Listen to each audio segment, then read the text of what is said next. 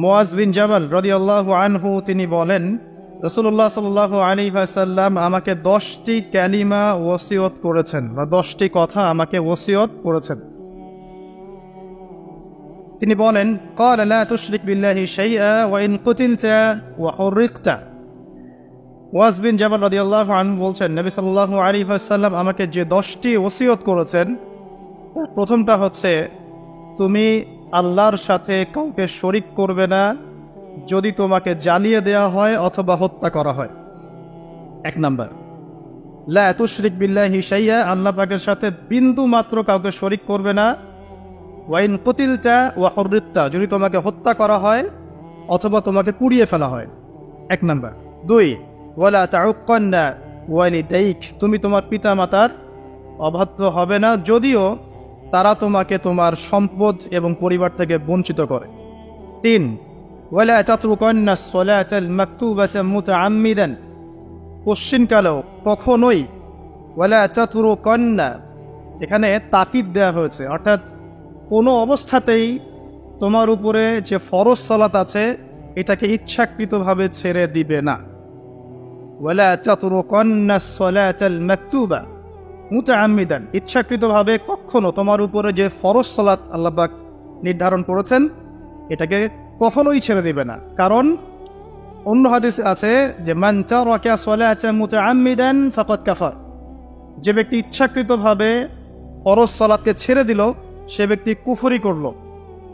অনেক আলেম বলেছেন সে ব্যক্তি মুসলিমদের লিস্ট থেকে নাম কাটা পড়ে গেল, সে কাফের হয়ে গেল।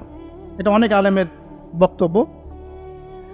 আর এই হাদিসের মধ্যে নবী সাল্লাল্লাহু আলাইহি ওয়াসাল্লাম বলছেন, ফাকাদ বারিআত মিন জিম্মাতিল্লাহ, যদি কেউ আল্লাহ রাব্বুল আলামিনের জিম্মায় থাকতে চায় সে যেন ফরজ সালাত আদায় করে। যদি ফরজ সালাত ছেড়ে দেয় সে ব্যক্তি আল্লাহ পাকের জিম্মা থেকে মুক্ত হয়ে গেল। ফাকাদ বারিআত, আল্লাহ পাকের যে জিম্মা, নিরাপত্তা, এখান থেকে সে মুক্ত হয়ে গেল যদি সে ফরজ সালাত ছেড়ে দেয়। 4 নাম্বার, ওয়ালা তাশরাবান্নাল খামরা, কোনো অবস্থাতেই মদ পান করবে না। ওয়ালা তাশরাবান্নাল খামরা, কোনো অবস্থাতেই মাদকদ্রব্য সেবন করবে না। ফাইন্নাহু রাকসু কুল্লি ফাহিশা, কারণ এটা যত রকম ফাহিশা কাজ আছে, যত ফাহিশা নোংরা কাজ আছে, এর রক্স মানে মাথা, যত রকম পাপ আছে পৃথিবীতে, ফাহিশা কাজ আছে, অশ্লীল কাজ আছে, এর মাথা হচ্ছে মাদকদ্রব্য সেবন করা। 5 নাম্বার, ওয়া ইয়াকা ওয়াল মাসিয়াহ, যত রকম কবিরা গুনাহ আছে এই কবিরা গুনাহগুলো থেকে হে মুআজ তুমি বেঁচে থাকবে।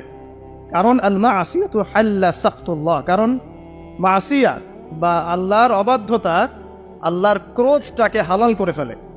মানে আল্লাহ পাক রাগান্বিত হন যখন মানুষ কবিরা গুনাহে লিপ্ত থাকে। আল্লাহ পাক আমাদের সবাইকে কবিরা গুনাহ থেকে বাঁচিয়ে রাখুন, আমিন।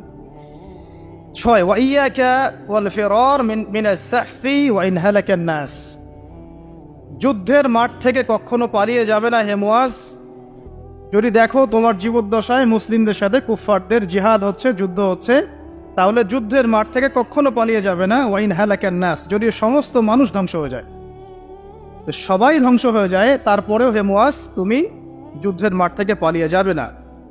6, 7, ওয়া ইযা আসাবান নাসু মাউতুন ওয়া আনতা ফীহিম ফাসবুত, যদি দেখো যে তুমি এমন একটা জনগোষ্ঠীর মধ্যে আছো যেখানে মহামারী দেখা দিয়েছে, যদি দেখো যে এমন একটা অবস্থায় তুমি আছো যে মানুষের মধ্যে মহামারী দেখা দিয়েছে আর তুমি সেখানেই অবস্থান করছো, ফাসবুত, তাহলে সেখানেই থাকো, এখান থেকে অন্য কোথাও যেও না। কোয়ারেন্টাইন, বুঝতে পারছেন? তাহলে সেখান থেকে অন্য কোথাও যেও না। 8, ওয়ানফিক আলা আহলিক মিন তৌলিক, তোমার সামর্থ্য অনুযায়ী তুমি তোমার পরিবার বর্গের উপর খরচ করো।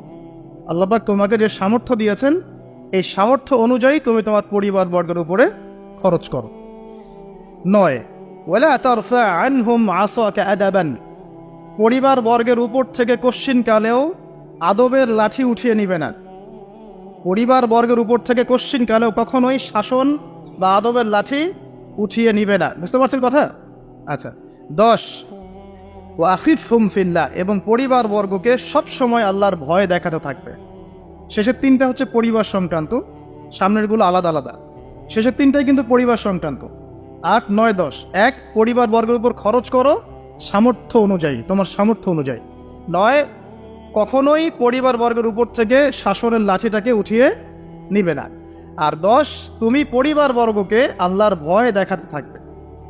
এই 10টা নসিহত বা ওসিয়ত নবী করিম সাল্লাল্লাহু আলাইহি ওয়াসাল্লাম মুআজ বিন জাবাল রাদিয়াল্লাহু আনহুকে স্পেশালি করেছেন।